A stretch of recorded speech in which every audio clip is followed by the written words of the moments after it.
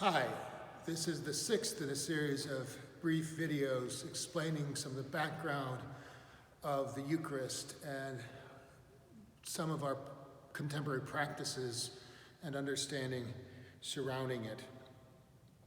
In the first five, I took a largely historical approach, and now in these next several videos, I will be examining particular issues that have arisen, especially around COVID and the pandemic, but also in this first instance of inclusion and exclusion, issues that have been at the heart of Christian debates around the Eucharist since the earliest times. I'm Jonathan Grieser, rector of Grace Episcopal Church in Madison, Wisconsin. As I said, the question of what boundaries to draw around the table, who to welcome, who to exclude, is a persistent one in the history of Christianity.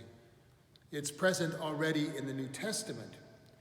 In the very first of these videos, I mentioned Paul's witness to Eucharistic practice in 1 Corinthians, but I didn't mention or address in any detail at that point 1 Corinthians 11:27, where Paul writes, "Whoever therefore who eats the bread and drinks the cup of the Lord in an unworthy manner is answerable for the body and blood of the Lord."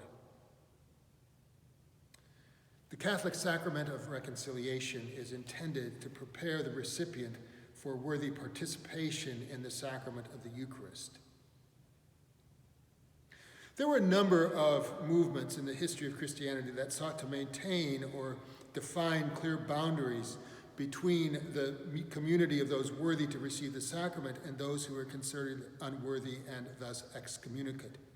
In the 3rd and 4th centuries, in Roman North Africa, the virulent, though sporadic persecution of Christians caused conflict. When those persecutions came to an end and Christians who had been imprisoned or tortured were released,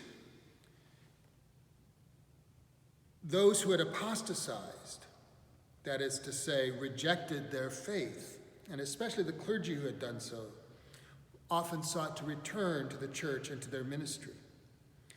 The Donatist heresy arose when Christians rejected the ministry of those who had faltered under persecution.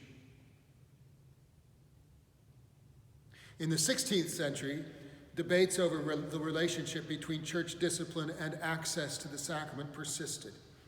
In the 16th century books of common prayer, the minister was instructed to exclude from the table any notorious and evil liver, unless they truly and earnestly repented of their sins. It also said that if the minister knew any in the congregation to be in conflict with one another, that they be excluded until they had reconciled.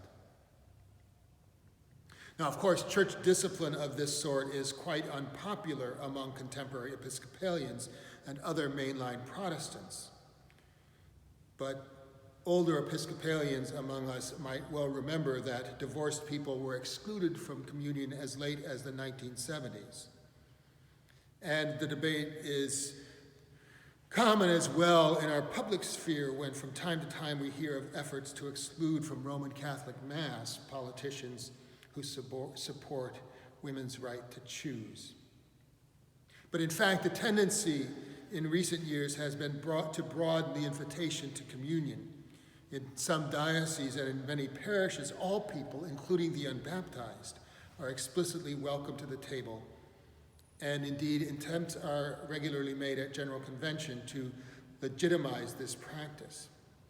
Defenders of this innovation often appeal to Jesus keeping table fellowship with tax collectors and sinners, or to notions of radical hospitality. Radical it is, a radical departure from traditional Christian teaching and practice, and as such it ought to be carefully and clearly examined before being introduced. I've also made the observation many times in response to questions about it, that the Ethiopian eunuch's question of St. Philip suggests a different approach. He asked, "What is to prevent me from being baptized?" In other words, it's my view that radical hospitality and radical welcome ought to begin with the baptismal font, not the altar.